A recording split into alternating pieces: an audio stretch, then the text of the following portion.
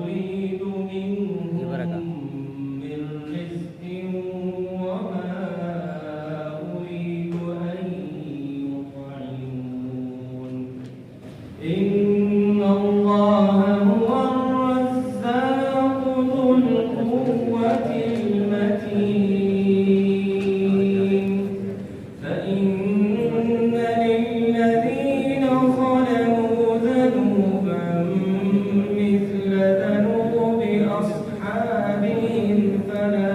يستعجلون فويل للذين كفروا